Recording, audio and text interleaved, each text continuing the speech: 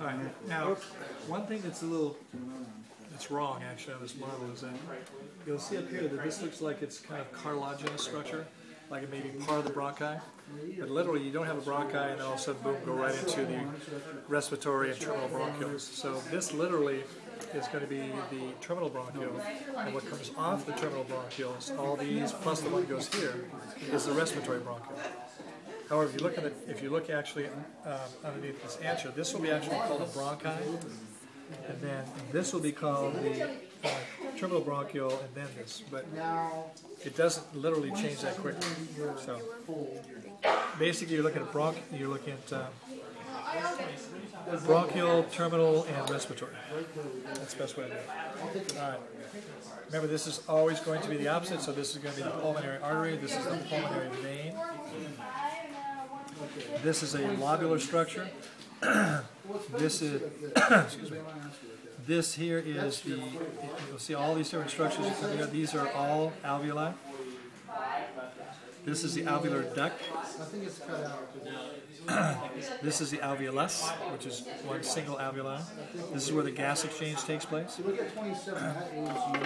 Right over here are the alveolar capillary beds. This is the actual surfactant covering the alveoli. This over here is the elastic tissue that allows some expansion without losing structural form. Hello there. What are you teaching up at NCC? You told me. I was Bio 5. Okay, yeah. Change? That's your 7. Oh, I'm going down the branches here. all right. You're set. Is this a gift from you or did it finally come? Let me give you the name. Okay, super.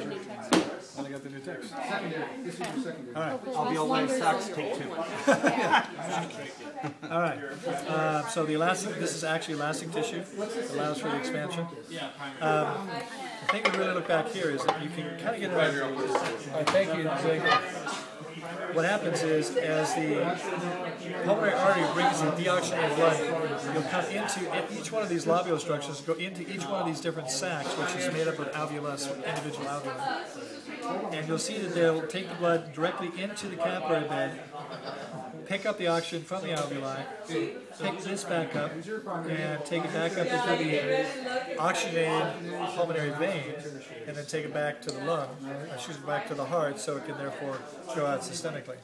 Beyond that, there's not a lot more you need to know. This is an outer layer of lobular structure, generally going to be simple squamous in nature.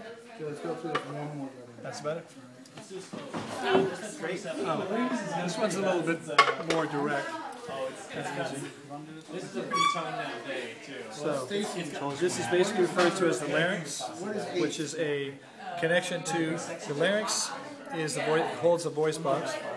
It actually has a significant connection to the hyoid, because every time you talk, the hyoid bone's going up and down like this all the time. So here is the large, the anterior view, the thyroid cartilage. The actual Adam's apple protrusion is called the laryngeal prominence.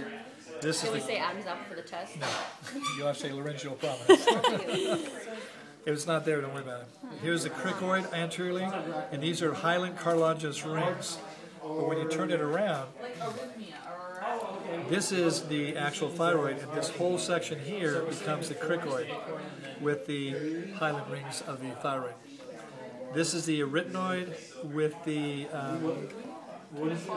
cuneiform on top, and theoretically down here is where the cuniculate should be, coming up like this. If you look inside your manual or inside your text, you'll see that the cuneiform is like this, and right behind it is the cuniculate.